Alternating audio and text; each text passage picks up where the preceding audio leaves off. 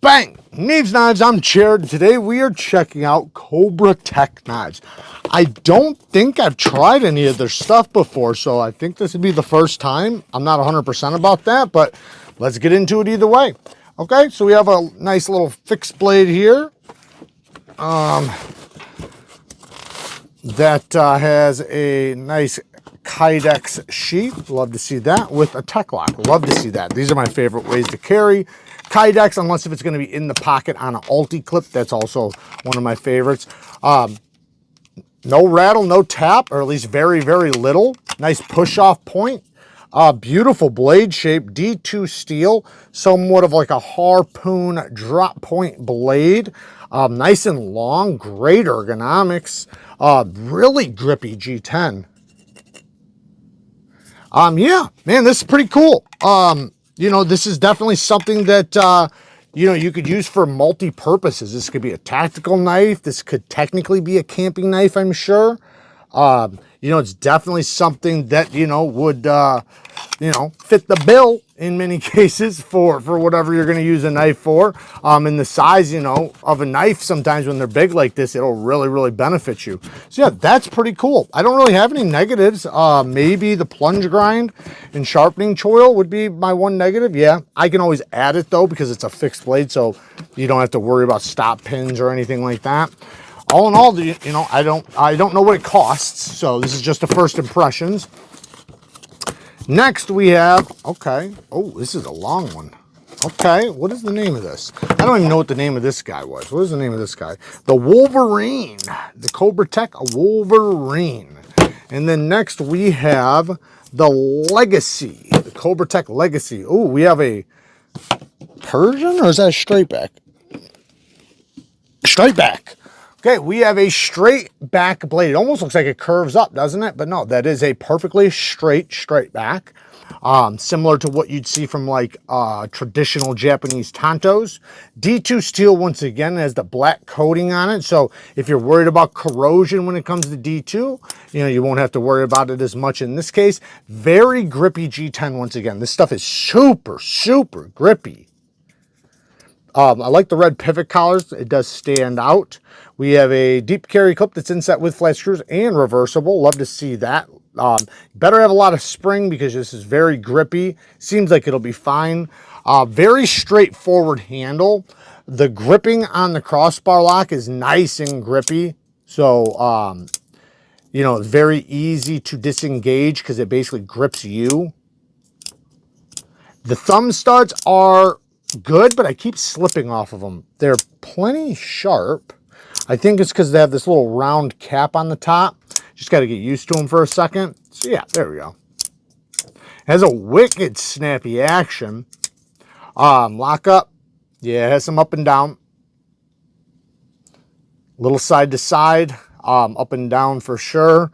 Not bad. It's a crossbar lock, so that doesn't mean it's going to fail or anything. You can be pretty tough on a crossbar lock. In most cases, I have seen some fail. So don't think that you're just safe. Check them. Test them first.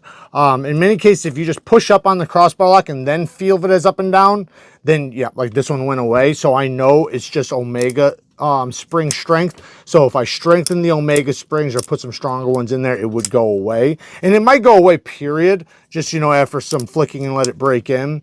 But all in all, you know, the one thing, you know, the clip might be a little tight for this grippy G10. I'm not a huge fan of straight backs typically. I do like them sometimes, but typically I want them to kind of aim down a little bit. They are really good for self-defense because the tip is aiming at whatever you're poking at, and it can make the tip a bit stronger for a, you know, for a drop point style knife, even though it's not a drop point. Sharpen tool and plunge grind could be a little bit better. I don't think it's that big of a deal. I'm sure this is a very affordable knife.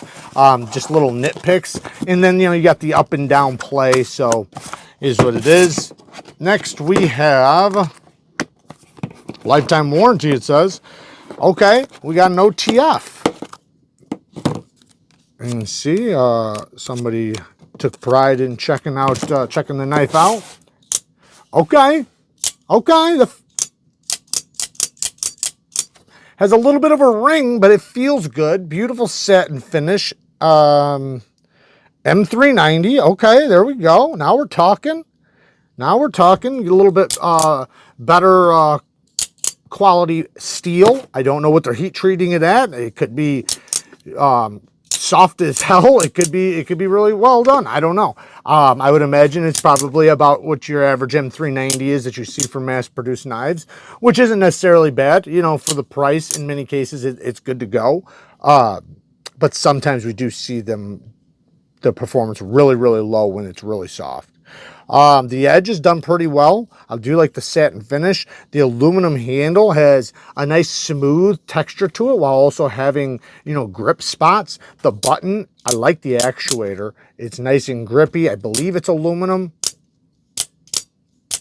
Nice tension on the spring. I open up a lot of OTFs. This is pretty good. It's not so strong that you can't do it, but it's strong. So it's still going to, it's never going to fire off in your pocket. You have a non-deep carry clip, and then you have an attitude adjuster back there. I'm not sure if you could break glass with that, maybe, but it'll probably be tough. But nice and ergonomic, definitely something that, you know, you can use in all grips, even the gas station knife fighting grip. A lot more solid than I thought it was going to be, I'll be honest.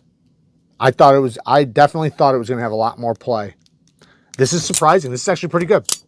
It does have a little bit of a ting.